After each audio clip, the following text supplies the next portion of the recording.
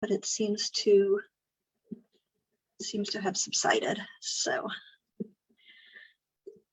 all right, well, we might as well get rolling. It is 5:33, and for everyone who has shown up promptly on time, I want to appreciate your timeliness.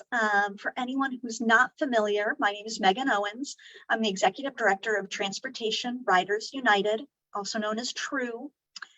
And TRU really believes that a car should be a choice, not a necessity, even here in the Motor City. It should be a choice. And that requires that we have convenient, affordable, and reliable public transportation throughout the entire region. Well, when TRU started as an organization back in 1999, there was no one in charge of transit. The city ran its services, SMART ran in certain places, you had other pieces here and there, but there was no one in charge of bringing all of those pieces together. So TRU's proud to have helped bring the RTA into creation in 2013 with the, all right, everything's still running there? All right, that's my computer having a hiccup. TRU's proud to have helped bring the RTA into creation. And the Regional Transit Authority is focused explicitly on the job of not just coordinating among different transit providers, but also identifying what are the gaps or the holes in the system, what are the areas of lack of laps, as well as identifying the resources and the gap to fix those gaps. And that's part of what brings us together today. The RTA is in charge of regional transit planning. They created a regional transit plan back in 2016, and the goal this summer is to update that plan. A lot has changed since 2016. There's no question there. So they've got a big focus this year on public input, on hearing community voices and ensuring that the regional transit plan that is developed this fall and into the winter is something that really aligns with what people all across the region want to see happen. Now, I will say right now, the goal right now is not a ballot measure. This meeting today is not about a transit ballot measure. That may come down the line, and if so, we'll certainly be excited to get everyone involved in it. But that's not the focus now. There has to be a strong regional plan with broad community buy-in before we can look at how to pay for it. I mean, it's important to look back at the 2016 plan. Well, the regional ballot measure that year did not quite pass. It was very narrowly defeated. Some of the goals of that regional transit plan from 2016, some of the things that were identified, like, gosh, why can't we use an app to buy tickets? Why can't we seamlessly get between the city and the suburbs 7 days a week on a rapid bus? Those were just a couple of the areas that were noticed as gaps that needed to be improved, and that the RTA and the transit systems working together were able to make those improvements. So obviously more can be achieved with the ballot measure, with the type of funding that would bring about. But first, again, we've got to have a great plan. We've got to know what is needed to be done. The RTA is going to be having more than a dozen public meetings in the coming months. And we are pleased to be hosting the first one today. Now, before we get into the RTA effort specifically and the listening session, I want to take a quick minute to share with you some of the things that TRU's been up to. Excuse me. Now, many of you are very familiar with TRU, and I'm very pleased to see that a lot of people on here are TRU members, so thank you to everyone here. In fact, we've got a couple of our board members on here as well. But a lot of you haven't heard as much from TRU over the last couple of months, and that's in part because we've been doing an in-depth planning process. We've been doing some stakeholder input, expert consultations, lots of internal discussions to decide how can we really have the greatest impact We decided to really come back to our roots and focus on a few concrete campaigns where we can have substantive impact on improving transit and mobility for this region. A couple of the areas we're working on right now, federal funding. Literally as we speak, Congress is debating what is how much they're going to invest in public transit in this region, not only this year, but for the next 5 years to come.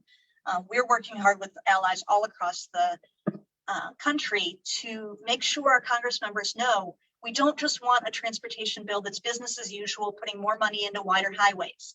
We need to invest in safer streets, in more transit options, in fast, convenient connections between communities and throughout communities. And that's going to require substantial federal investment. So if you haven't yet, make sure you go to DetroitTransit.org and tell your Congress members the action is, make sure to tell your Congress members that you want to see them invest in transit.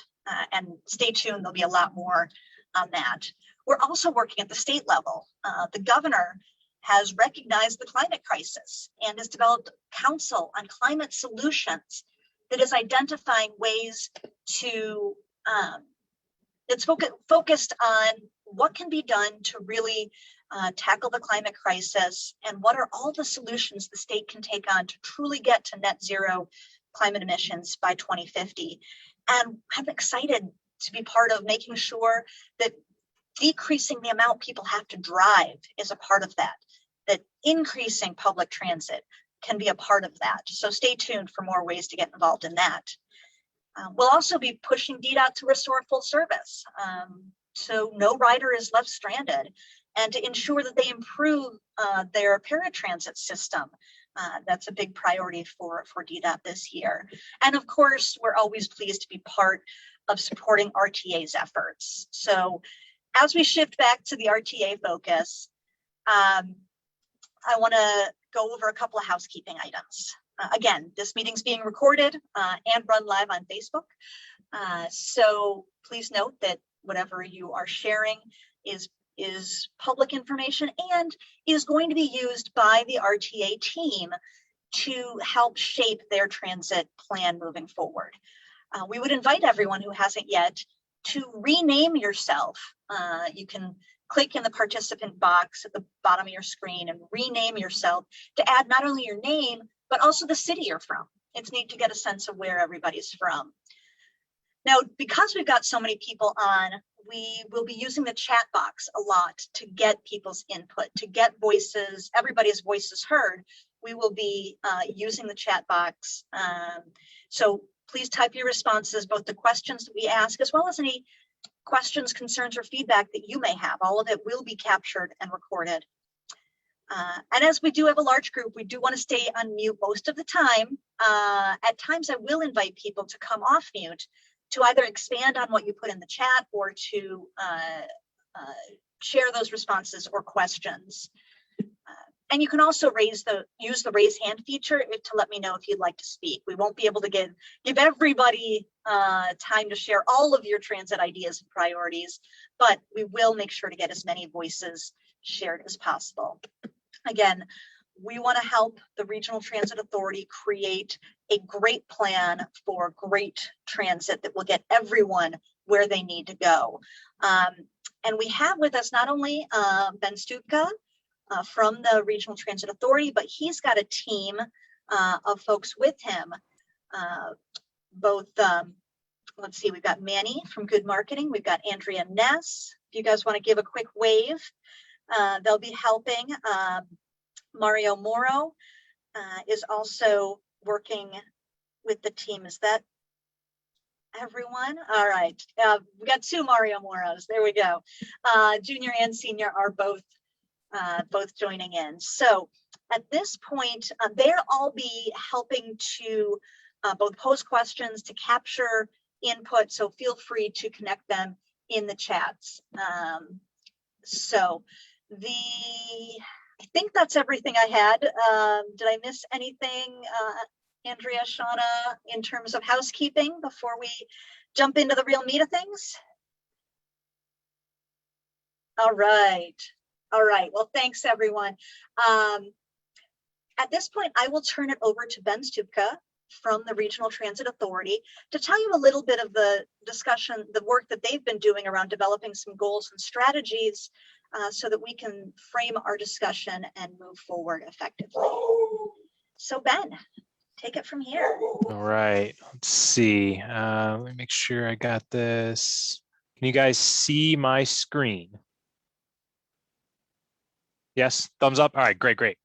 I'll probably breeze through a couple of the framing slides because Megan, I think everyone in this group knows what the RTA is and has a good sense of what's going on. So I'll just hit a couple high points and then get into the broad vision and goals and strategies that we've established for the regional planning process, get into some discussion around those and broader priorities. And then we have a few other slides where we'll talk about trade-offs and some other kind of transit concepts. So we're working to define what is regional transit. I think again, this group probably has a better sense of it than others, but looking at both transportation and transit services and policy initiatives that facilitate travel across and between counties and to create a better overall system. So it's not just about large regional trips necessarily. It's about making those connections both physically, trying to make those connections better, but also what can we do from a policy perspective, and an initiative perspective to make the overall experience better. So it's kind of got those dual purposes, certainly coordinating with the providers across our 4 counties and expanding, and supporting their services and what they're doing to expand their service offerings, modernize their systems, and create a better customer experience. Hold on, let me do this, make the slides a little bigger. There we go. Yeah, that works better. All right. I think I can go past this one. Certainly, we're talking about leading the regional transit initiative. That's the main focus today. We do have a role in distributing federal and state funding, and then certainly coordinating with the transit operators. Well, they are the ones operating the actual service. The existing fixed route, we have Smart and DDOT and Q-Line and the People Mover all in the Metro Detroit area, the ride in Ann Arbor. What's not shown on this map is there's a series of smaller providers, some multi-jurisdictional in our more rural and low density communities. So there's agencies in Western Washtenaw County, Northern Washtenaw County, Northern Oakland County, Northern and so Western Eastern kind of Northern Macomb that we work with quite a bit and provide some federal funding to support their services. Generally speaking, these are on-demand services for seniors and people with disabilities. So folks in the transit circles, if you've heard of, for example, North Oakland Transportation Authority, they're in Addison Township, Oakland Township.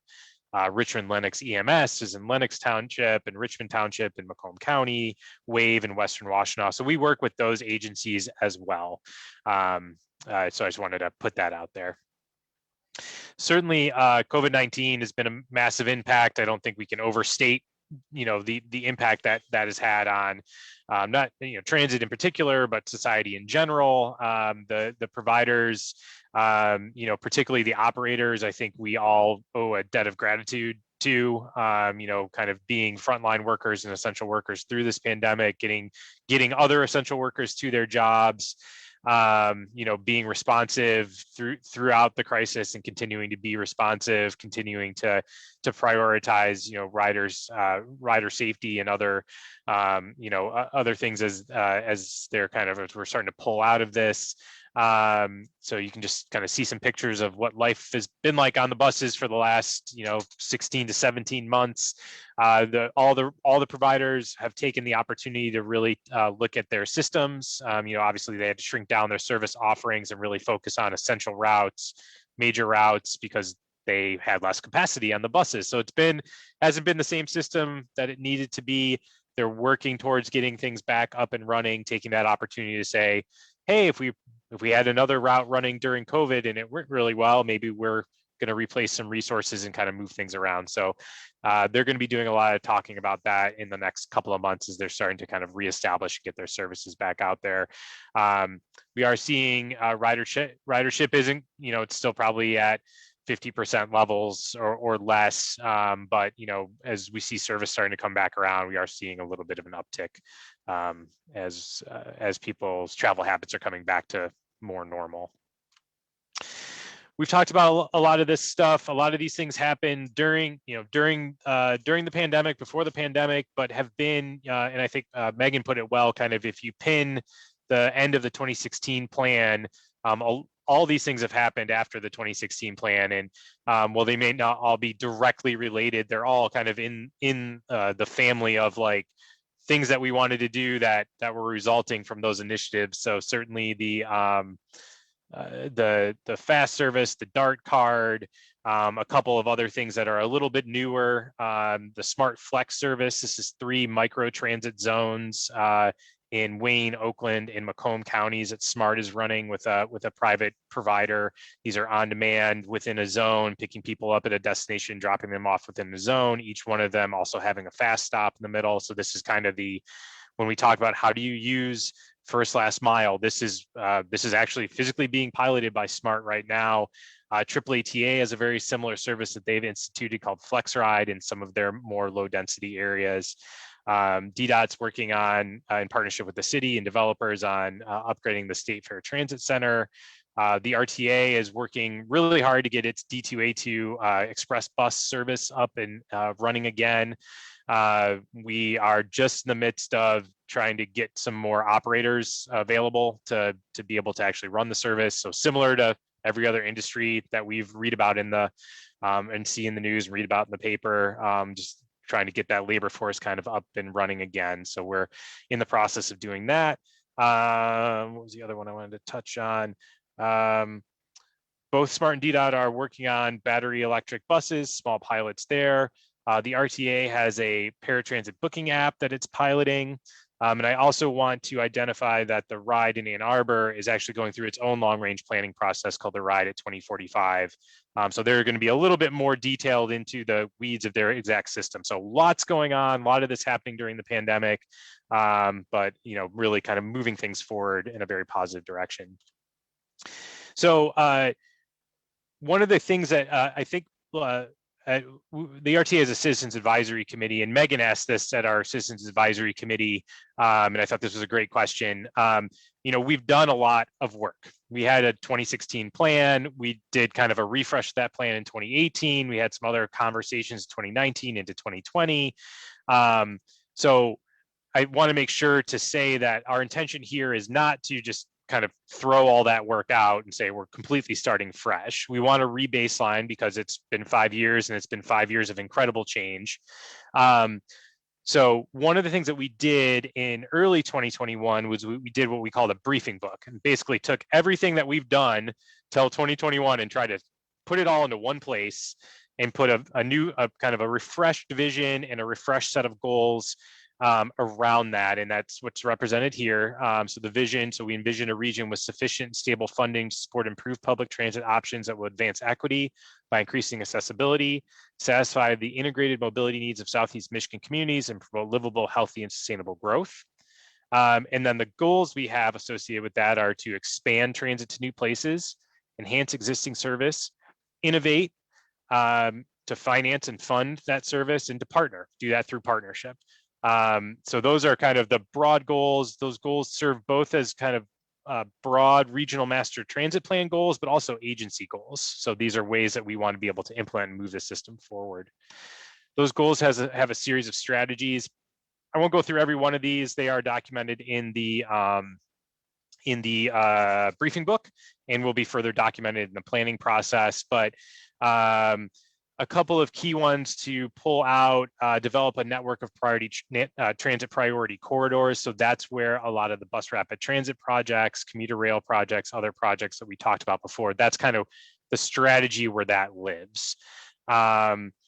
Incorporate flexible solutions into the delivery of regional transit in lower density communities. So this is something like the Smart Flex service that SMART's already running. A couple of ones that we didn't really prioritize last time that I want to identify. I'm just going to do 2 of them. I'm going to do 3 of them actually, because they're really important things that we have talked about a lot in the interim between 2016 and now. One is modernizing equipment and facilities. So believe it or not, we didn't really actively talk much about what do the providers need in terms of particularly modern facilities, maintenance garages to be specific, to run not only their existing fleet, but fleets with alternative fuel technologies, and certainly an expanded fleet. So that's something we're going to be talking about a little bit more in this plan and want to make sure we have in front of us. Reducing the environmental impact of the transit system. Beyond talking about having a better transit system for what we call mode shift, for people to be able to get, use transit instead of drive, which is still a huge goal of this. Starting to talk about alternative fuel technologies and other things like that. It's not something we really delved into before, but has, modernized leaps and bounds over the last 5 years. And certainly, as I've identified, we have providers actively working on pilots for this. The last one, but probably the most important one, and also maybe one of the hardest to really wrap your head around, is developing the region's transit workforce. So we know one of the major limitations with the providers today is that they don't necessarily have the workforce available to get the service out, as much service out as they want to be able to get out, to maintain that workforce, to have appropriate training and mentorship and other opportunities to kind of get that workforce up and stabilized. And when you combine that with services that are modernizing, that are changing, new modern technologies, different facilities, different types of buses, we really want to make sure that, what are we doing to make sure we have a modern transit workforce for a modern transit mobility environment? So that's something that we hear and talk to the providers a lot about, but not really an initiative that we've put forward. So these are some of the newer things we want to make sure we're getting into the plan. I think with that, I have some trade-off stuff, but Megan, I didn't know if you wanted to get into some of the more general questions. Yeah. Okay. Let's take that. I think that's a great background. We'll stop the screen share for a few minutes, and people have heard enough from us. We want to hear more broadly from everyone else who is on here right now. So we will start first with a poll question. So it's 2021 now. By 2026, how do you see yourself using public transportation in Southeast Michigan? Are you going to use it for everything, for some, for special events? Here, an occasional question here or there. Feel free to just plug your answer right into the poll there. And then we're also going to invite people to use the chat. Less so for this one, but as we move into the next set of questions, we will ask everybody to put an answer in the chat here to what would make you likely to use public transit more often. So that's our question too, not that one's for the chat. And I think Steve made a good point. One big question is if there's improvements. So it sounds like Steve would say, if there are improvements in the system, then you would be more likely to use it more often. So think for a moment and jot down in the chat a few things that would make, one or more things that would make you more likely to use public transit.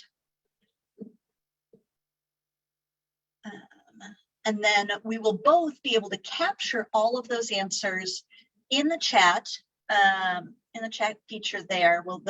The team will take note of everybody's answers and it will all be incorporated in. But then we will, let's see, but then we'll also be able to get some input to call on people as well. So I'll share really quickly the poll results. About half the folks thinks that they'll use it for some, but not all trips, which I think probably seems pretty fair. And some, 14% expect to use it for everything. So, all right. So moving to the question, please excuse my dog in the background. To this question of what would make you use public transit more often. Steve Agnozzi said better integration with inner city travel. Steve, do you want to hop off mute and tell us a little bit more about what you mean in that regard.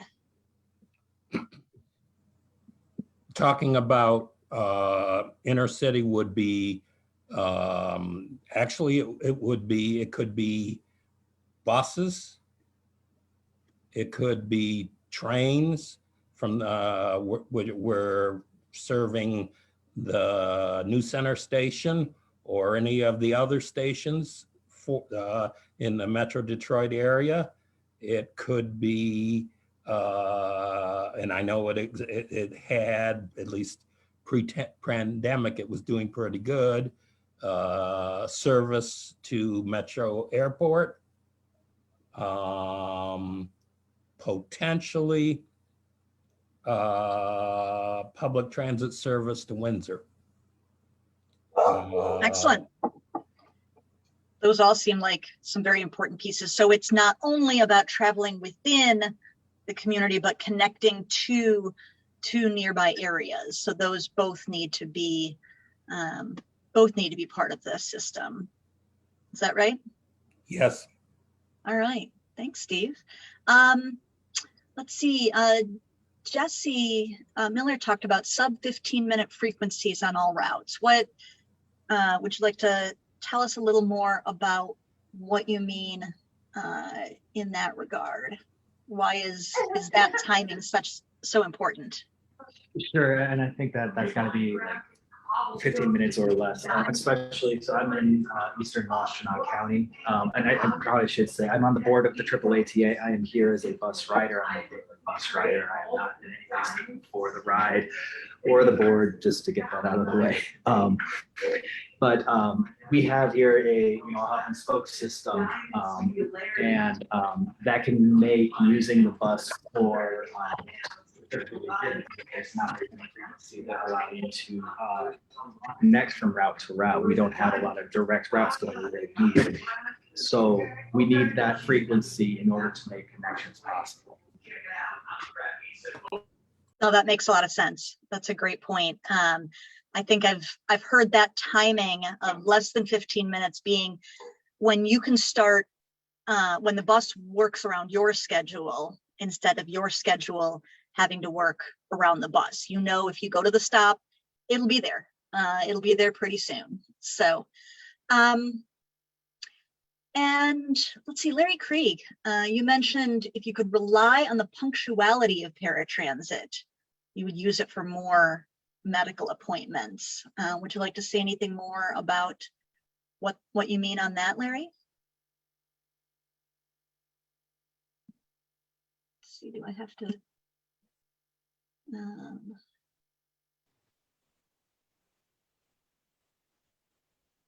Oh, Larry doesn't have any audio right now. All right, that's fine. But a very powerful point. Since he can't be sure of the punctuality of the paratransit, he uses Lyft, which is more expensive, but a lot more customer responsive. So I think that's a great point. So we'll move on to question 3 here. In 5 years, I would personally like to be able to, obviously regarding transit and the places you can go or the things that you can do, when you envision the transit system that you would like to see in 5 years from now, what does that system look like? What do you personally want to be able to do? How would you use the system? All right, Tom makes a great point. 24-hour smart routes. Do you want to say a little bit about that, Tom? I sure can. This is Tom. I live in Rochester Hills, which, by the way, is one of a number of communities that opt out of SMART. So there's no transit at all in my community except for one of those community paratransit services, which is something I can't use. So in order to access transit, I have to park and ride. I drive. But one thing that would really make transit more effective for me, not only it would be expanding smart routes into these cities that currently opt out into some other destinations, but also just SMART has very limited operational spans for many routes. It has no 24-hour routes. And I think not only is that it's just good to have, but people's work schedules are changing. There's no longer this big emphasis on the typical 9 to 5.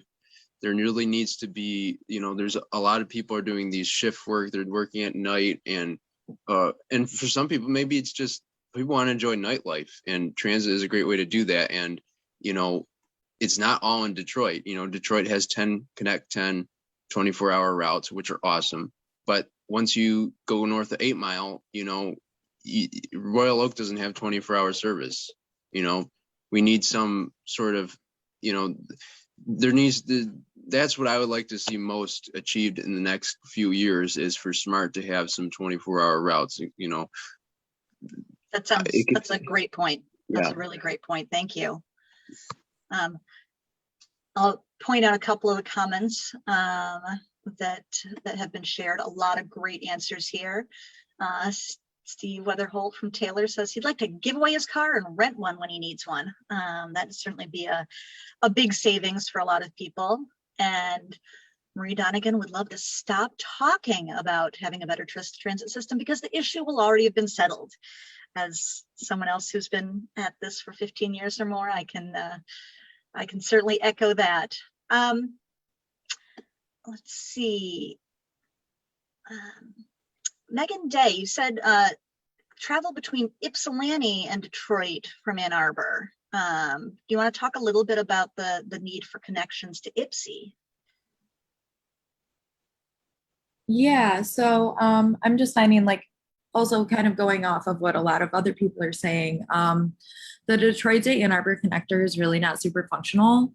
It serves a very limited part of those counties. So expanding that, and I'm finding that Ypsilanti is really disconnected from both Detroit and Ann Arbor. So I think better local service between those communities, but then also between Ann Arbor and Detroit too. I think that's a really big issue. Absolutely. Great point. Great point there. And let's see. Actually, Ryan's going to give us an intro to the next question. Ryan would like to see all economic levels choose to use transit in significant numbers. Ryan, do you want to say a little bit about that? And I would invite everybody to think about the question. I believe transit, it should be possible for people to blank. So think more broadly than just yourself. We appreciate the individual answers, but let's think broadly. Outside of yourself individually, how would you like everyone to be able to utilize transit? And I think Ryan snuck that one in. You want to talk a little bit more, Ryan, about people of all economic levels? Yeah, thank you, Megan. I'm happy to. Part of that is, sure, this ideal of everybody having, equitable access and all that, but I also just think that there's tremendous value in providing more places where people of all income levels mix and interact. And if you have people choosing to use the transit system that are at all levels, it's an endorsement of it. So you've got the right routes, you've got the right accessibilities, whatever's necessary for it to be broadly popular, but also that it's high quality, and that, like, I think of also the tourist aspect. Somebody that comes here often, especially if they're from another country, is forced to get individual rides or rent a car if they can, be able to see a lot of the great stuff in the city and the region, and it could be all that much more accessible if we had the type of system that people just knew. Well, when you go to Detroit, you go to the RTA, or you go to the regional map and check out, and you can get anywhere, just like they get their subway maps in New York or London or something. Excellent. Oh, that's a really good point. And Brother Tom, you talk about, I think you make a powerful point, even though it's about yourself personally. you talk about that you can't drive when it's dark because of vision weakness. And so late night year-round bus service would be beneficial. And then Metro Detroit. Brother Tom, do you want to share any more about that need?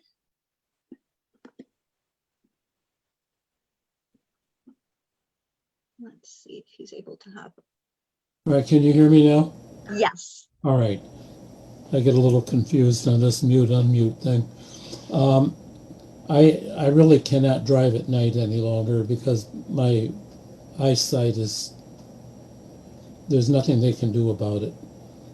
It's not cataracts, it's the whole thing. So I'm sort of limited to drive only, during the daylight right now, which is going to be even more challenging when the time changes in the fall again. So Absolutely. yeah, it's going to be a lot more challenging.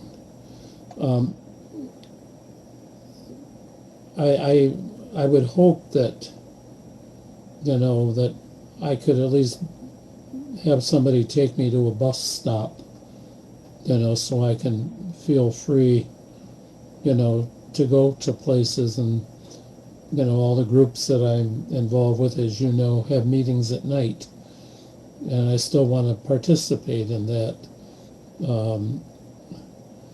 But I won't be able to get to those meetings if I can't get on, if I can't drive now. Yeah. Or if I have to depend on other people, which I don't mind doing that for the short term.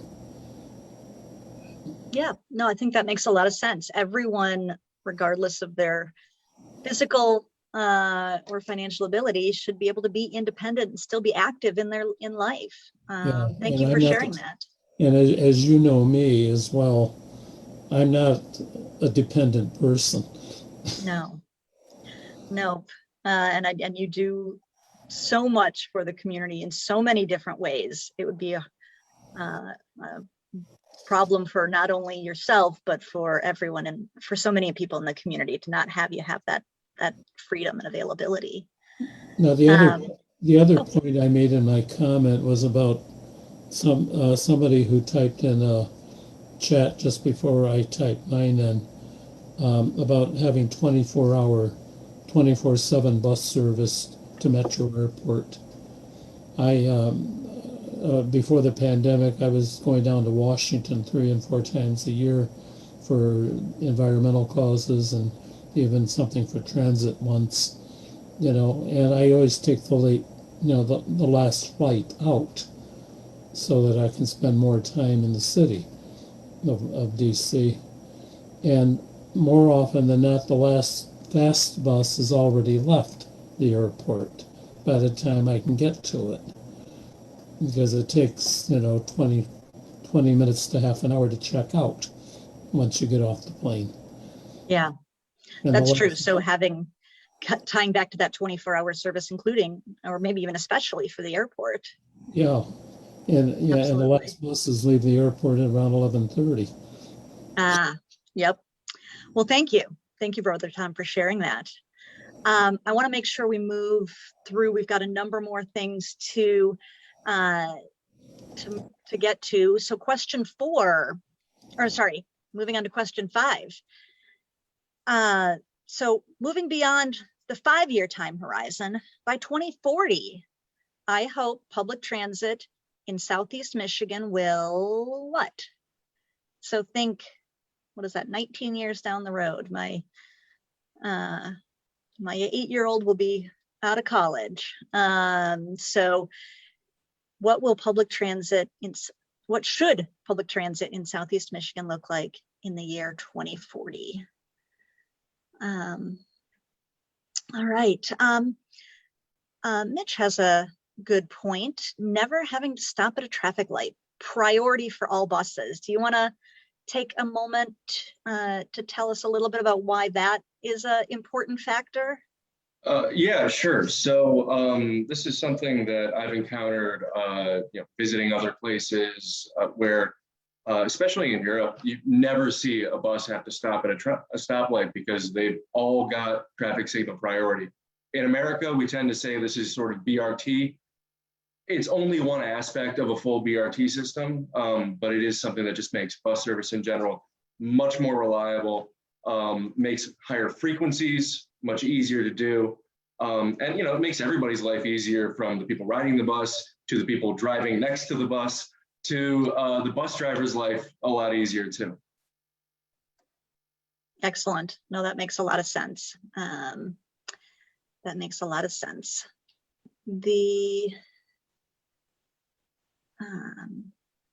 Sorry, there's so many good comments coming in here. Emit zero carbon dioxide. I think that was Chuck Altman from Royal Oak. Chuck, do you want to talk a little bit about zero emissions? Sure. There's a lot of time between now and 2040, and it seems like in the normal transition of new buses and stuff, we could start putting in zero emission buses in the 20 years. That's true. That should be plenty of time. That should be plenty of time to be able to do that. Let's see.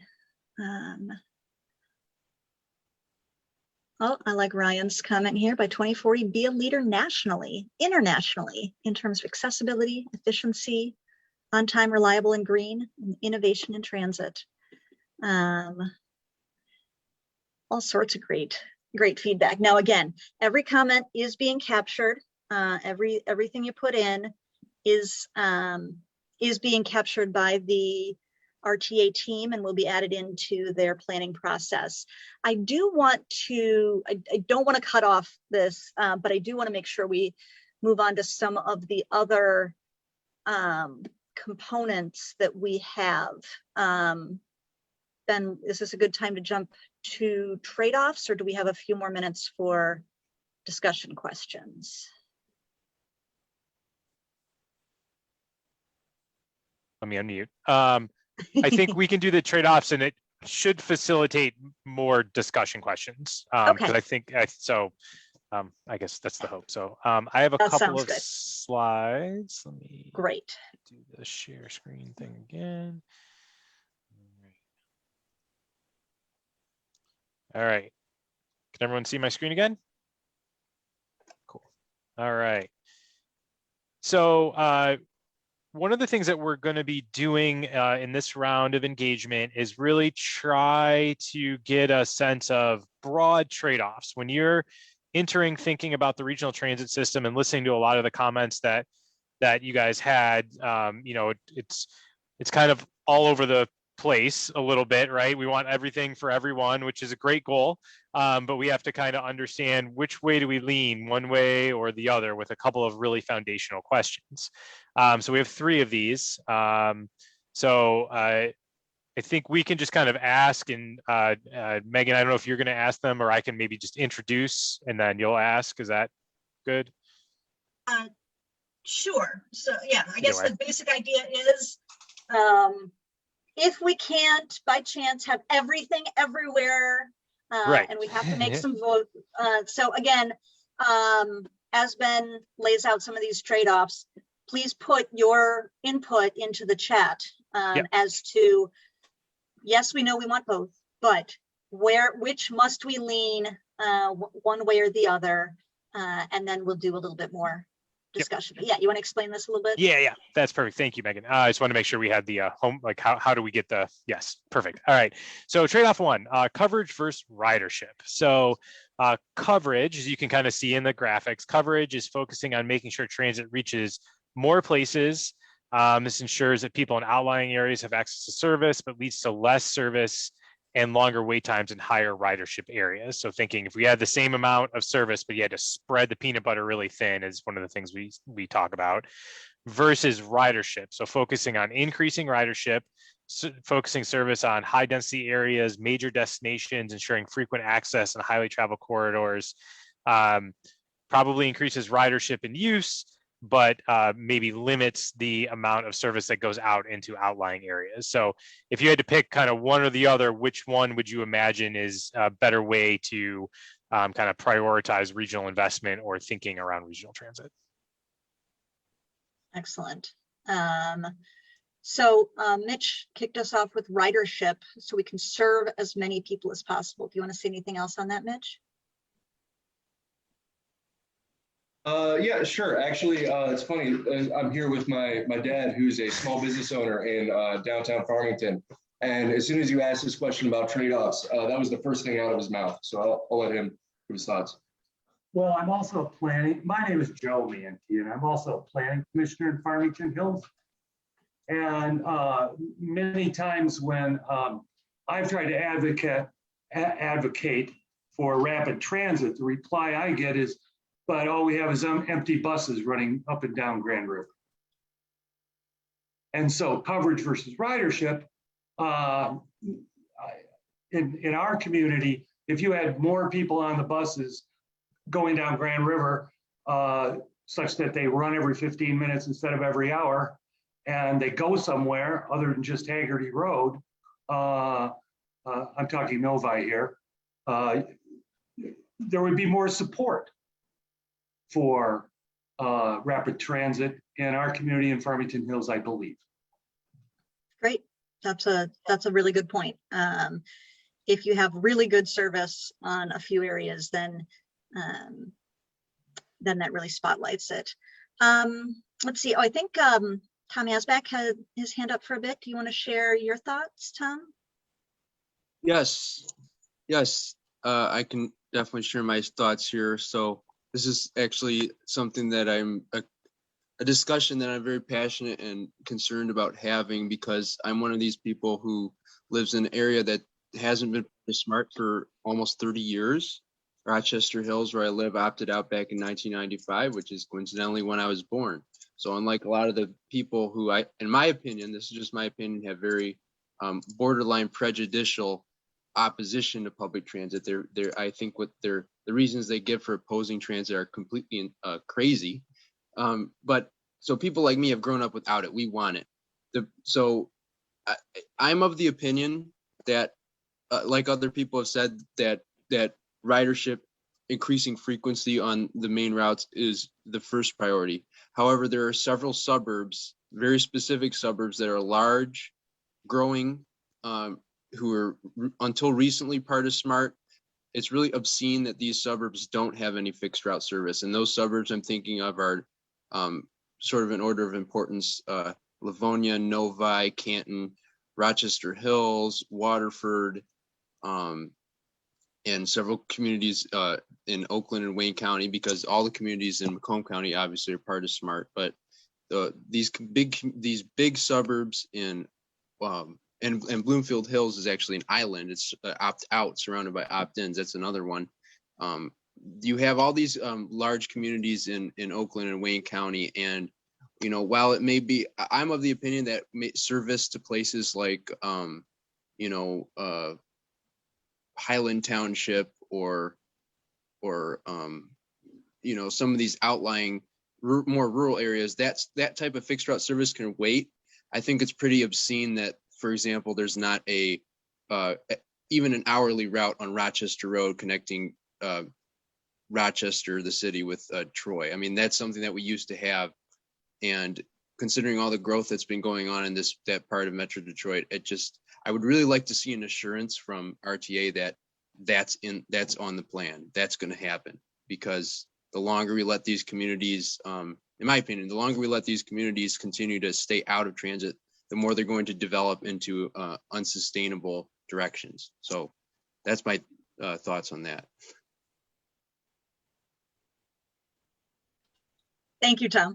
I think Mike from Milford has a powerful point in terms of, if we opt out communities from coverage, they're going to do everything in their power to escape funding. And then it's disingenuous to not provide coverage of substance.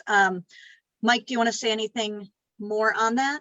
Yeah, sure. So, and look, I mean, it does come down to, I'm in one of those far-flung areas that you might say, hey, you can wait. Well, if it can wait and you don't need to provide service to my area, quite frankly, do you need my dollars? Because if you're taking dollars out of the value of my house, which is how we fund things in Michigan, which is kind of crazy, but it's the reality. Well, that's kind of you're going to have to wait until we decide later. I have a hard time trusting that. Sorry, I don't trust SMART. I don't trust DDOT. I don't trust the RDA. Why? Because none of them have proven they can do this very well yet. So the way to do that to me is if we create opt-out areas, we're just asking for trouble. That said, no one's asking for a subway through the middle of South Lyon. But reality is the fastest growing part of this region is that I-96 corridor. If you don't cover it, you're going to lose elections. Sorry. No, I think that's a really powerful point. That's a really powerful point. And I think actually, Larry Krieg made a nice comment here that coverage versus ridership needs to be determined on a community by community basis. Where communities don't have many car owners, coverage is critical. Where cars are plenty, high-speed frequency connections may attract more. So we know it's not a complete either or, but I think this is some great exploration of some of these topics. Ben, you want to introduce our next? And I promise I will get to some more voices soon. But yeah, Ben, tell us a little bit about this next trade-off. So the next one is, and I think this group pretty much expressed a preference in this regard. So maybe this one's a little more straightforward. Traditional kind of workday, so focusing service around traditional commute hours, rush hours. There would be less frequency at service at other times, less access to accommodate non-traditional commute and work schedules. So think of a system that is very, very, very much focused on commuter express buses during on the highway, let's just say, versus maybe a more limited system, but focuses really on 24-hour service to ensure people can access transit during all work schedules for non-work related trips. This may potentially reduce frequencies because you're again spreading it across a lot of different services, potentially lead to some longer wait times, but really have that 24-hour lifeline service available. I'm really not trying to show what I think is better. That's the first time I've done that the whole meeting, a whole hour and a half almost. I didn't say anything, but I have my preference on this one. So I'll stop. Yes. No, I mean, but there is absolutely some important value in everything. Traditional workday, again, is sort of like the frequency idea of more people work 9 to 5. And so if it's really quick and really convenient, you can get more of those people to ride, but not everybody does. And so that all day service, which means you might not have quite as much from the commuters if they in fact have to wait half an hour instead of it coming all the time. Let's see. So again, if you have an opinion, if you had to trade off, again, it's not 100% one or the other, but which do you think is more essential for our transit system in this region? Traditional workday or all day? Andrew makes a good point. Do you want to come off mute, Andrew, and share a little bit about what maximizes usage and makes communities sustainable? Sure. Can you hear me? Yes. Okay, great. I mean, with all these questions, I just don't know, I don't know if we have the data yet. I like the comment that was done a little bit earlier on, it's going to be a community by community approach. I mean, with the pandemic, I wonder, traditionally in a lot of cities, the commute has been, a really important part of the transit and its usage. A lot of people use it to commute, and those are kind of the peak times. But I wonder if that's going to maximize the user base here in Metro Detroit post-pandemic, or I just like to know, like, which communities would utilize these services in which way, and how would it maximize ridership? Because my personal goal is I want the transit system to give people sustainable options. I'm actually late to this meeting because the bus I was on was late, and it's just like, it's really hard to use the system right now if you want to be sustainable, like it's an extra bit of work. And so like, how can we make it as easy as possible for people to get around? And if that's traditional workday, I want that. But if that's all day service, you know, I want that. I kind of want to know how people are using it, and we meet them there rather than my own personal preference, I guess. Oh, that's a great point. And I think we're getting some good comments in that regard. That for example, yeah, core some of the routes between the core Detroit suburban routes may need to be that it varies. I'm seeing a number of it depends types of answers on here. Now I do know, I apologize, Robert has had his hand up for a while. I don't know if this was the specifically the question you wanted to weigh in on, but I do want to make sure to I don't ignore your hand there. Robert, did you want to weigh in? Yeah, can you guys hear me well? Yes. Okay, great. Just want to make sure. It's a little windy outside right now. I want to shed some light on the question of basically the all-day service. I mean, if you think of it, all day, if we can get Canton, Novi, and all these communities that are opted out in transit right now, you know, it would make sense to put all day. But but right now, I'm right on the all day right here, and I can agree with most of the people that want the all day service right now. So if we can get them on these opted out communities on right now, get them ready. That's all I can say. We can stick with all day, but I think it's essential. Excellent. No, that makes a lot of sense. I apologize for my dog in the background. So, you know what, why don't we move forward for the sake of time then onto the next one. And again, we are capturing everyone's comments. So just because we don't speak them out loud doesn't mean your input isn't there. So Ben. Sure. So this one's a little bit more about kind of service design. But the difference here is between direct routes and what we call connections. So a direct route is focused on one seat route that takes more people directly to their destination without having to transfer. This will create longer routes with less frequency, but more direct routes. Versus something that has more connections, something that comes into a transfer point, but that has multiple options. So the example to think through here is the airport's a really good example. So we've long talked about, is it better to have direct service to the airport? It would take you directly from maybe one area in the county, in each county, directly to the airport. Or is it better to have really good frequent service that takes you downtown and really good frequent service that can take you out to the airport, and have more of kind of a broad network approach than direct services? So that's the trade-off there. All right, so I invite everybody to plug in their answers in the chat. Is it more important to have one seat routes directly? And we do know the more often people have to transfer, the less often they are to ride. But then your routes run less frequently. So, all right, looks like we're getting quite a lot of connections being the important. Now, Adam from Ann Arbor makes a good point. Only works if service is reliable. Do you want to talk, Adam, a little bit about connections and reliability? Sure. Yeah. I mean,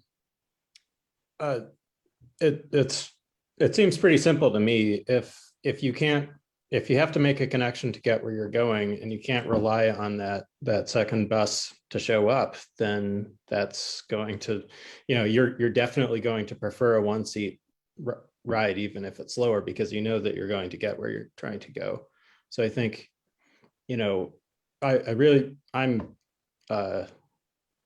a follower of Jarrett Walker, so it should probably no surprise that I like the connections idea better, but you have to get some other things in place before that's actually a good option. No, that makes a lot of sense. The system, there's definitely some caveats. They've got to be frequent, they've got to be reliable, so that you don't have long transfers. I've got to say my old bus route, it'd be really easy to travel up Woodward and the buses came every 15 or 20 minutes, but then my connection only came every 45 minutes to get me the rest of the way home. And if I missed it, then hanging out at the state fairgrounds for 45 minutes at night, not so much. So yeah, connections with reliable, with big reliability. And Larry Krieg noted the transfer points work really pretty well with trains too.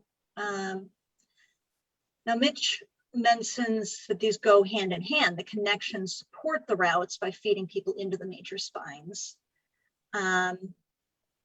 Actually, Nicole, we seem to have a pretty strong connections preference. Though Nicole makes a great point that you need reliable communications and tech-based solutions. Do you want to say anything more, Nicole, about why that communications piece is so important?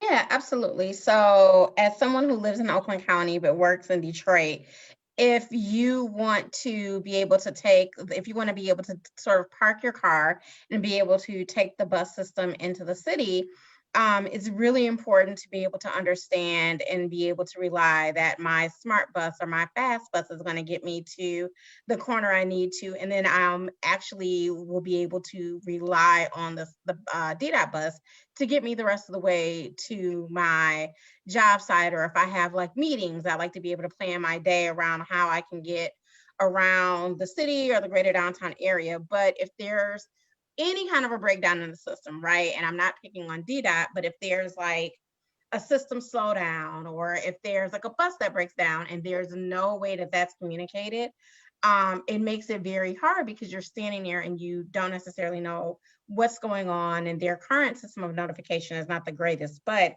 if there is an integrated system like an app or a text-based solution for folks who don't have smartphones, it makes it much easier for people to be able to get the information they need, to be able to plan the lives that they need, to be able to plan to live a life the way they need to. But it also is a much easier leap for people who are choice riders, people who are tourists of the city, to be able to navigate their way around our region, and not just tourists. And also, as we're gearing up for for college kickoff season, for, those wonderful new freshmen who are coming in to all of our universities, whether it's Oakland University, whether it's Wayne State or UDM, being able to get them acclimated to mass transit, especially if they're coming from cities where transit is a higher functioning than what we have here in the city,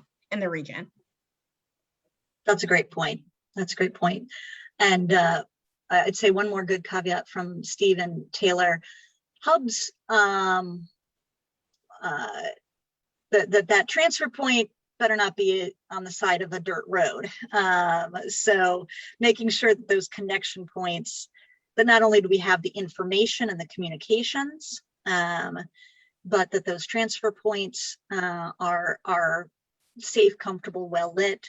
Now, there were some interesting studies I've seen that people estimate their wait as being a lot longer than it actually is. If they know how long it's going to be, then people are a lot more patient at bus stops. So that information is key. I think those are a couple of great trade-off discussions. I think then if you also have some slides on some of the high-level concepts, some of the things that you guys are thinking about, the ways you're thinking about the service, and we can get some feedback on those, that'd be great too. Yep, thank you. All right. So I won't go, I'm trying to get through this quickly, but basically this time our approach is to kind of break the region down into different market areas and really look at, kind of addressing the idea that one size does not fit all, that, the trade-off solutions, and it's kind of a community by community basis, but needing to identify those communities in broad regional groups, because if we are going to have a regional solution, we do have to be able to kind of understand service needs at some broad level. So the markets allow us to identify need. They were developed by looking at several different demographic factors: job density, population density, equity factors, key destinations. And we're kind of, as we're collecting feedback from folks and doing things more geographically, it also helps us understand when we're talking to folks in different markets what their thinking and perspective is. Again, this is a bit more of a regional group, but just helps us tailor a little bit there. So this is broadly what the markets look like. It's probably no giant shock to anybody that market 4 is the more dense urban area. Market 3 is kind of the surrounding suburbs, some of the major corridors, inner ring suburbs. Market 2 started getting into more suburban, heavily residential communities. And then market 1 is more of like rural with pockets of villages and other things. So people who know the region, I don't think would be shocked by this. This is just a look at the existing transit networks. You can see a couple of potential gaps. We've talked about certainly Eastern Washtenaw to Western Wayne, certainly the large opt-out communities that we've talked about. These are, again, not giant surprises to anybody. When we talk about service interventions, this is just like a broad way to think about the, market 1, the more rural and kind of low density or small urban areas. We're not really talking about giant standard fixed routes or high frequency service out there. It's more on demand, more zone based. And as you get more and more dense, you talk about different interventions, things that are a little bit more, operate better in those market areas. It's not to say that depending on existing services and other things, you're going to get connections, but there's a kind of like broad baseline of the services we're thinking about. So when we actually start breaking that down into different markets, these are just kind of broadly some examples. When we're thinking about market 1, again, that's that more low density area, community on demand. So you'll see actually some examples, expanded service areas in evening hours, one click, one call trip booking, micro transit. So this is, more on the general public side. So if we have something that's a little more dedicated for seniors and people with disabilities, something that's a bit more general public. So access to essential services, access to transit stops. And again, a lot of this would be built on in partnership with the existing smaller providers. Market 2, so again, that's a kind of a darker orange area. So having that community on-demand service, but then starting to get into maybe some commuter services, because you're probably going to have more people not only commuting downtown, but commuting, say, from Rochester to Troy. I think Thomas brought up even from some of Lake Orion to Troy, some of those more suburban job centers, because we have a lot of regional job centers in suburban areas. And certainly, this is where we start looking at, can we extend the fixed route network? Certainly to those large opt-out communities would be the first thought there, but where can we kind of extend and fill in the network in areas that are still going to be responsive to fixed route transit service, but maybe it's not as high frequency in those areas.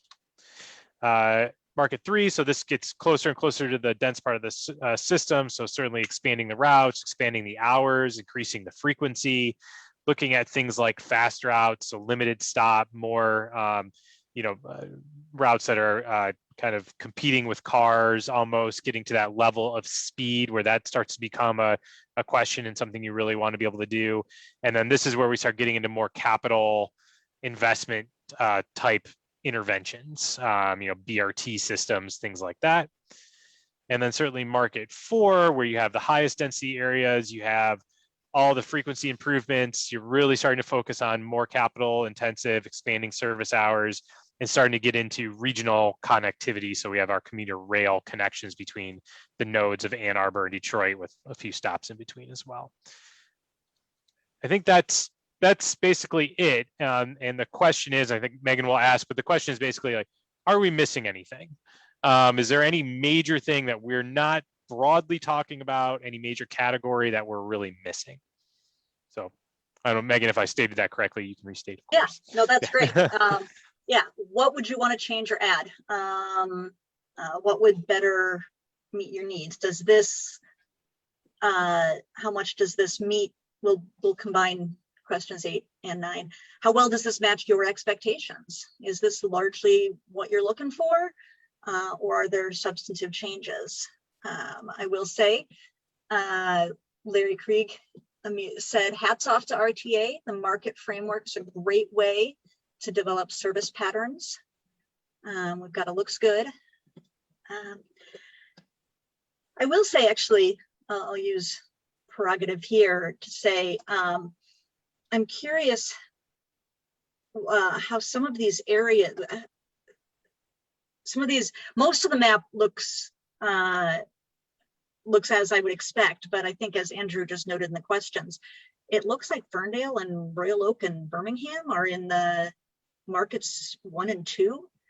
That does not seem to make any sense.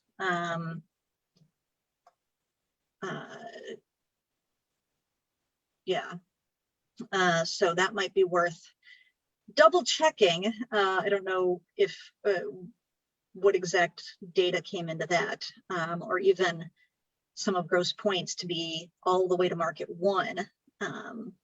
2 or 3 makes sense. So let's see.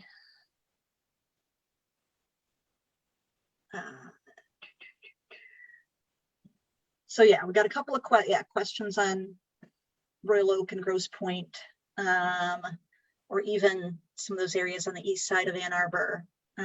So I guess double checking the definitions of some of these market areas, but it sounds like a lot of support for this general concept of let the service match the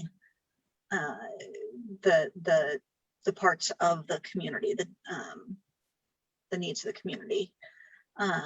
Again, please put in chats in the chat how well this matches your expectations, and if there's anything you would want to add or change.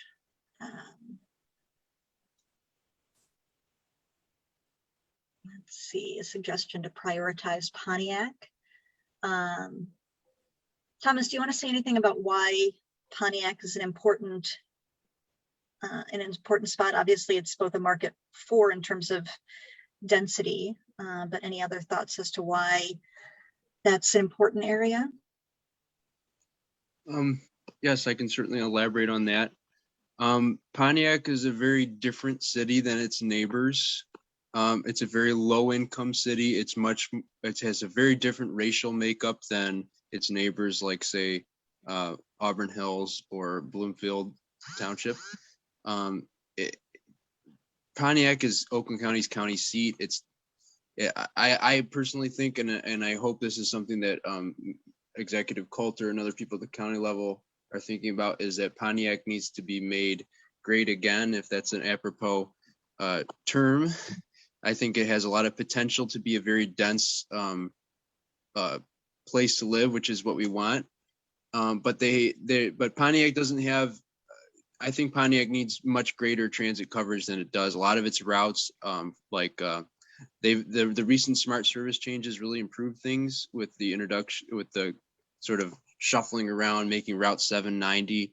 But these routes are still very squiggly, and there's only one route that goes to Oakland University, for example. I think Pontiac should be sort of, because it's such a low income community, there's a lot of transit dependent riders. I believe that they're having trouble getting enough paratransit in Pontiac. So I personally think Pontiac is a great candidate for, things like microtransit might work there too, because Pontiac's got such a variety of neighborhoods. So it has some very suburban parts. It has some more dense parts. I just think it needs, because it's such a low income community surrounded by these higher income communities, I think that, and because of its layout, I think that presents it as a real priority. And there's a lot of potential for placemaking there by introducing rapid transit that can jumpstart development there, which I think, I'd rather have more, high density development going on right in downtown Pontiac than this continuing urban sprawl that's happening to the north in places like Orion Township. We don't need more of that sprawl, and transit is going to help us deal with that. So that's my 2 cents on Pontiac. Great point. Robert had a hand raised again. Comments, something you wanted to share, Robert, about these markets? Yeah, I also like to shine some light on the Ford Street corridor. I mean, Ford Street currently has 30-minute service because of the pandemic. They had better service before the pandemic. But if you look at the Smart Path Plan and what because they've already got presentations and stuff laid out online, if you look at it, they did surveys back in 2019 asking people what service would be more reliable on this quarter. And they had Grand River, they had Ford Road, they had 12 Mile and Ford Street. Ford Street was a 9%, but I look at it as a big booming thing. I look at it as, booming that area of Southgate, Trenton, and all those areas because currently you have to take another route to get to Trenton, and then another route to get to River Rouge. For example, you're going all the way through Trenton, and then you get off at Trenton and Eureka to get on to the 125 Ford Street that takes you up to Rouge. You're making two different transfers, and these are regular routes. If we could have and plus it's kind of hard going from, for example, Trenton to downtown Detroit. You got to take 3 different buses, and this is the weekend we're talking about. It doesn't really make sense because they're looking into Grand River, which they have plans to do that. But Ford Street, I'd like to see something there too. And I've talked with the director of transportation over at Smart, great conversations. And, he's always looking for new ideas. Same thing for Michael Oglesby. They're always looking for new ideas. Ford Street would be something that really needs, a fast service or something, bus rapid transit. Even Michigan Avenue. I mean, yeah, we've already got it somewhat towards DTW, but if we can get, like I said in my last comment, if we can get like Canton and them on the transit thing, we can get them having fixed route buses coming into their city. A fast service or a bus rapid transit would make more sense. Having that express bus from Ann Arbor or Ypsilanti all the way to Detroit. And that is something that makes more sense in the long run, because currently to get out to Ann Arbor for me, it's either taking a Trinity transportation cab, a Lyft or an Uber, or taking Air Ride or D2A2. Currently I can't take that, but it's mainly Air Ride, and it's $15. $15 is a lot, especially for someone that's a low income resident or somebody that it's a little pricey. It's pricey. I don't know if anyone would want to pay that, especially in a low income that can't afford that. That's why definitely not. We need it. Definitely not designed for any sort of regular commuting. But some very good points. Thank you. Yeah. Thank you for sharing. I will note a couple of other good points that have been made. Mike from Milford noted he largely feels this is meeting expectations, but part of that's predicated on the market one services being well spelled out for what they are and the level of on-demand service that would be reflected in those areas based on their contribution. And I'd say Larry Krieg also noted a lot of large metro areas have heavy traffic on beltway types of routes. It's mirrored when they have rail that circles metro areas like London, Paris, Tokyo. Traffic volumes on 94, 275, 696 circling Detroit suggest a circular high frequency bus could help attract ridership. So yeah, not everything should go into and out of the city. Excellent. So we've got a number of good comments here. I will say we are going to wrap up in the next 10 minutes or so. A quick request from the data team. If you are willing to, if you didn't put your name or your city onto your name, if you can maybe put in your zip code in the chat, that way they can also have a good sense of where different comments are coming from, if you're willing to quickly type your zip code in the chat. And with that, please chat any final remarks or suggestions. Is this the right path that RTA is on? And is there anything else that you want to make sure that they know? Then there were a couple of questions that were not directly related to the program as we were going through, but that people either pre-submitted or brought up during. Are you willing to take a couple of different, Sure. couple of questions? Yep. Great. Got a couple asking when the D2A2 bus will start rolling. Sure. It's a great question. Trust me, it can't be soon enough for my taste, but we are right now in a worst case scenario with labor shortages. It could be as late as October. Just like I think I indicated earlier, we're in that same position working with our vendor to get people back to work, or get new employees. If it ends up being new employees, there is a 4-week training period because they have to get CDLs and commercial driver's licenses and other things. So that's my fingers crossed. Worst case scenario is that the federal unemployment benefit ends in not that I think that's the only reason that people are not going back to work. I just want to be clear on record on a live Facebook. That's not the only reason at all, but it is something that we can put a tag on and say, okay, well, that's something. Then let's say everybody signs up for a job the next day, and then it takes them 4 weeks to get trained. So that's where we are. We're talking with our vendor on a weekly basis, trying to see, what are you doing? They're trying to provide incentives, extra PTO, signing bonuses, anything they can do to get people back. So hopefully as things start getting back to normal, even over the next couple of months, we'll get some good news and we'll get it up and running.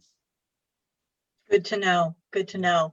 And there was also a question on the Q line resuming services. And I know that they are in that retraining phase right now, and they're hoping to restart later this summer. Have you heard anything more specific? No, that's you have the exact same understanding as I do. I know they're out. Okay. They're out testing the vehicles because they're a rail service. There's more testing they need to do because of safety protocols and other regulations. But I know I was out in this, riding around this week, and they were testing the vehicles and everything. So Yep. All right, sounds good.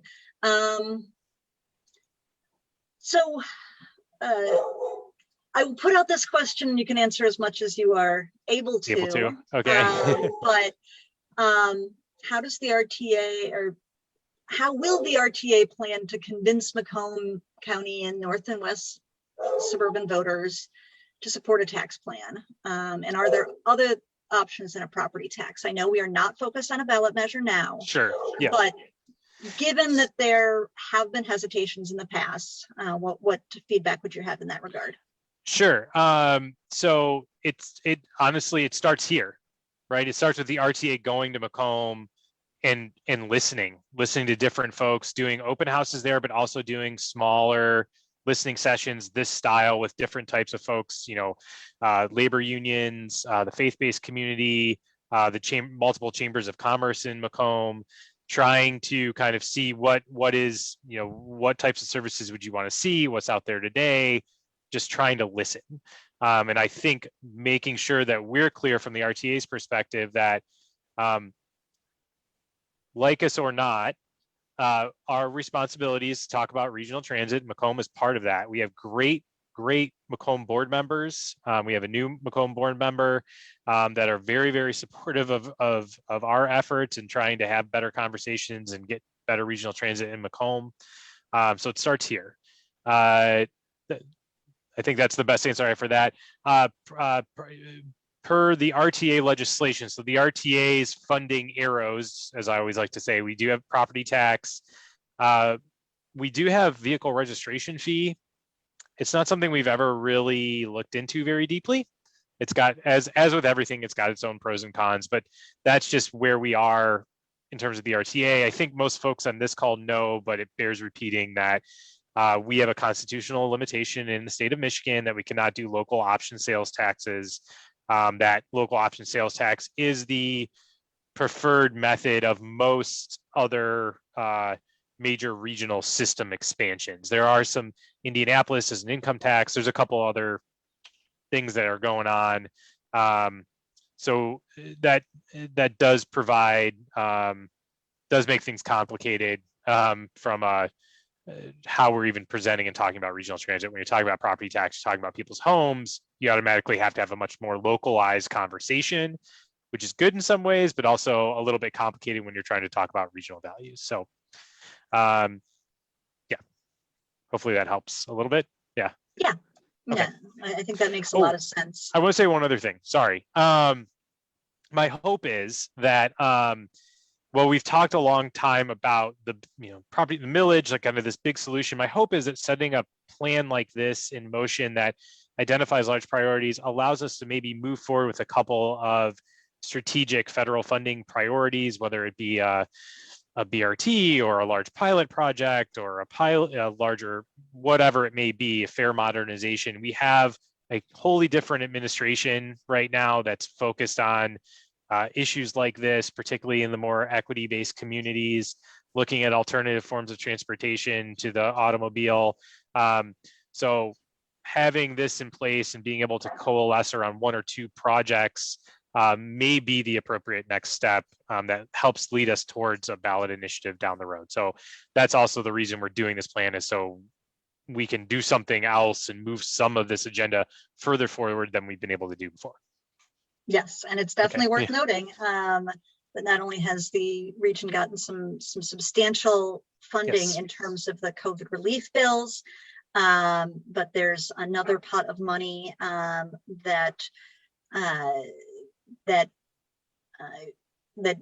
is coming into the region that will also be able to be invested both in the local services, but based on the past RTA board meetings, it sounds like there's some consideration of having some special projects, some funds that could go into regional priority projects. And then anytime there are federal calls for projects. So we got to have a good plan in place. We know what we want, so we are ready to ask for the funding. Now we are coming on 7. I want to take just a couple of minutes to do a couple of I won't say closing things, a couple of remarks that I want to share. And then people are certainly welcome to stick around. Ben, are you able to stay another 20 minutes or so we can get some more remarks and comments in? I want to, of course, take a moment to thank everyone. Thank you, Ben, for all of your effort and your time, and for your team putting together a great outreach plan. It's so important. When TRU did community meetings all around the region, people really appreciated being asked, being listened to. And so this is really important work that you're doing, and we're pleased to be able to be a part of that. And I always want to give a thank you as well to everyone here who is a TRU member. TRU is only able to do this work thanks to the support of all of the people who support our work. We work, as I said, we're doing work at the city level, at the regional level, at the state level, at the federal level, every possible opportunity there is to seek greater funding to invest in improved transit, to push for improved quality of service, to change the broader rules and expectations to ensure everyone can get where they need to go. That's really TRU's mission. And while we risk being a little bit all over the place, we are doing work at anywhere transit is happening that's going to impact Southeast Michigan, we're there. So thank you to all of our TRU members. And I will say we are inviting everyone to consider our monthly giving program, where we can have consistent financial support every month, knowing what we can count on financially, and you don't have to worry about whether your membership's live or not. So please do consider that, or join as a member if you're not. Your support is so essential. And one more thing from the TRU front, again, one of our biggest pushes at the federal level. If you haven't yet told your Congress people individually that you want them to focus on transit and sustainable mobility in the infrastructure package, make sure to do so now. It's really, they're making major decisions now, and all too often transit is left off. I've spoken with all their offices, but they need to hear from you as well. So I think we had a couple of, a quick reminder that this is the beginning. RTA and their communications and outreach team will be doing a whole series of different public meetings and open houses and listening sessions. So stay tuned. I'll make sure we've got your email address. We'll make sure to let you know when they do finalize all the dates for those public meetings in July and August. And if there's a group that you think might be good to host a listening session for, if you're part of a community group or a business association or some other audience that might be interested in a listening session of this sort, please reach out to Shauna. She put her info in the chat. She'd be happy to help arrange that. Again, they want to get all the voices that they can involved. So I think that's our business. I will move it back to some of the questions. It looks like Tom Yasback wanted to add to share a point or two. Tom? Yes, apologies for piping up again, but this is kind of a different topic. So one thing that I think was very deficient in previous RTA campaigns, as well as in SMART millage renewal campaigns, is the communications, the marketing, I mean, you could call it propaganda. You know, there's really public transportation in Metro Detroit. I don't want to, I have to be honest here, has an image problem. And I don't think that image problem is deserved at all. I think it comes from some very negative places that especially people in the suburbs have. And so, you know, it's paramount that whether we have, no matter what we're doing, whether there's a ballot initiative or not, there needs to be a real focus on communication, on PR, on that stuff. And I really want to know what RTA plans on doing differently, because I think that is probably going to be more important than telling people, or at least as important as getting people's input as to what's on the plan, is figuring out once we have a plan or once we do something. You know, people don't even know, even people that are engaged with mass transit in Metro Detroit don't necessarily know what the RTA is. And so if the RTA is going to have any success, we need to be building awareness about what the RTA is about and building a good image. So I really want to know sort of if Ben or anyone else has any thoughts about that.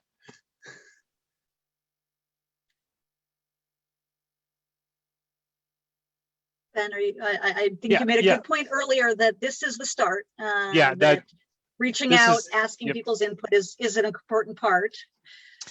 Yeah, I think you got it right, Megan. I mean, I certainly recognize Tom's point. You know, some of that comes down to RTA time and resources, and how do we best do that and kind of move forward with that. So I can say this is where we establish the community vision. It allows us to tier off of, you know, how do we do, if it's even communications and marketing initiatives based on what we heard, or tailor them to different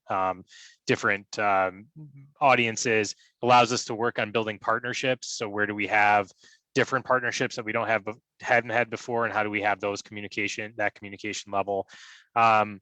So we are definitely looking at what we can do to shore up our communications resources. So it's top of mind to me. So I don't have like a specific answer, except for I know it's an issue. This is the start, and I think some of it's internal to the agency and being able to have that resource available. So yeah, and I just think, I mean, that's kind of the answer I was expecting. It is early, but I think people need to be, I think much work needs to be done to make it clear what the RTA is about. And I think an important thing that you need to keep in mind is, or that you should be considering, is that, you know, there's a lot of people like me and a lot of people on this call who are really passionate about transit, and we want to help get the word out, you know, about RTA. We want to participate in that communication marketing. We don't want to, you know, I would like to see RTA invest as much resources as possible into that. But I really think there needs to be sort of a way for anybody, needs to be an easy way for anybody that's supportive of RTA to do their own marketing, do their own campaigning, because we're going to need that. So just as another question, I don't know if you have any more thoughts on that. I can weigh in. I know Ben probably won't spotlight this, but he's got a tiny budget and a tiny shop for actual internal operations. There's 3 of you there full time, and then a little bit of help here and there. RTA absolutely needs some more resources and capacity to be able to put into critical areas like communications and outreach. I think, again, this is a good start, and I know RTA leadership recognizes this as important. Anything else you want to add there, Ben? I think you got it. Yeah.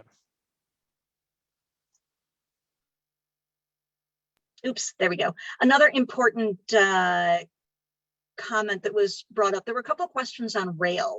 Are you able to talk at all about the long planned commuter rail between Detroit and Ann Arbor? How does Ford's redevelopment of the Michigan Central Station play into this? I know there was some analysis as to whether it made sense to move the station there. And there was another related, well, I guess a comment that the plan needs to include commuter rail. And the need only increases with Michigan Central Station becoming a major employment hub. So there were, I think, 3 different comments that I'm squeezing in there, but anything you can share in that regard, Ben? I think at this point, certainly having it included as part of our regional vision is, kind of a pretty basic way to make sure we're moving that forward. There's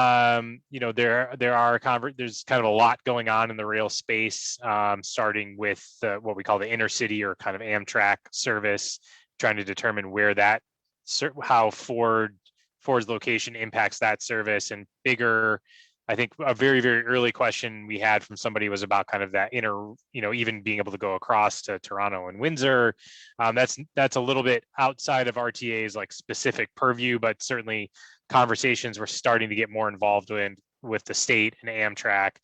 So to me, it kind of starts there, and seeing what we can do in partnership with that service, or kind of tearing off of that, to have another, either commuter rail or some kind of paired service with that. So kind of seeing where that conversation lies at the federal and state level, and then going from there, but certainly having as one of our large priorities.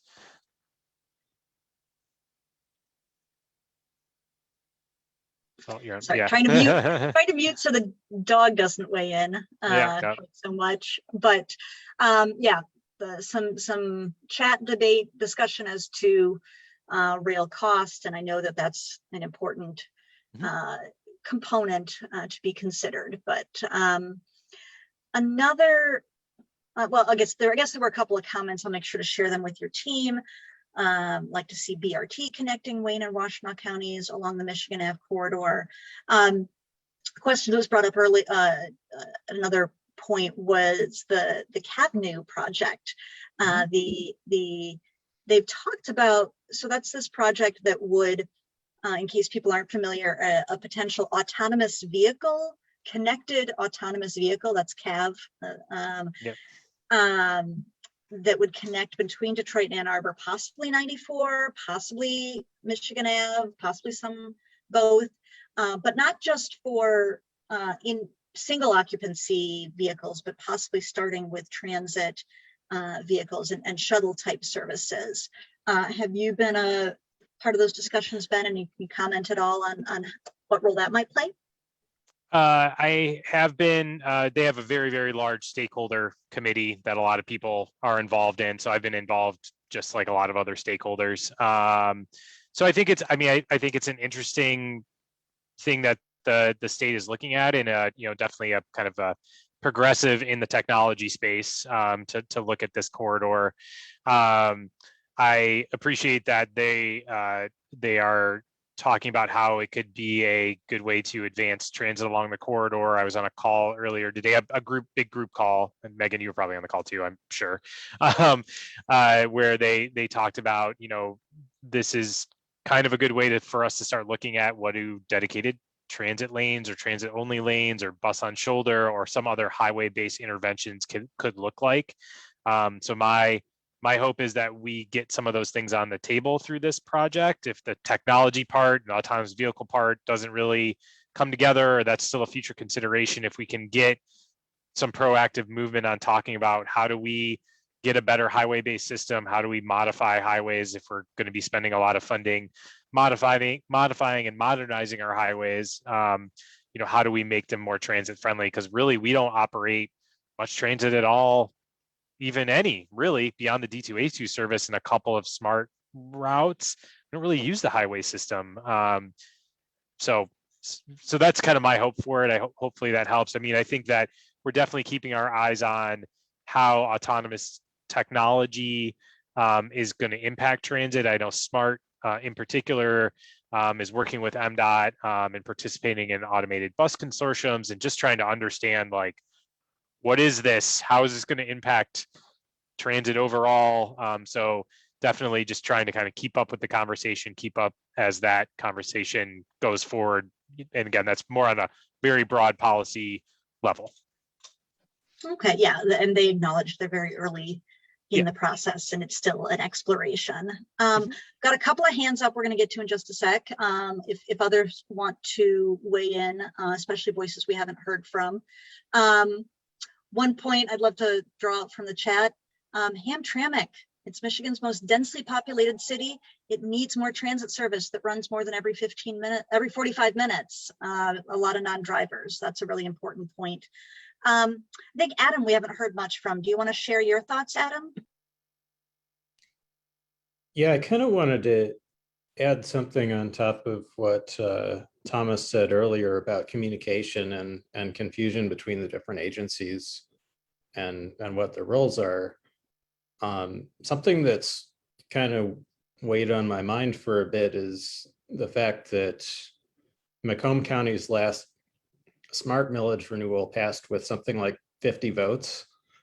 So there are some people in Macomb that have made the argument that things like RTA and things that might sound like they'll eventually be another ballot proposal should just stay away because it's jeopardizing the service that they have now. And normally I would just think that's a disingenuous argument, but like the actual we have real evidence that there may be truth to that. So I don't know. I just wonder how we can be sensitive to that. I think that's a really important point. And I will add in 2 cents myself and then see if Ben wants to add anything.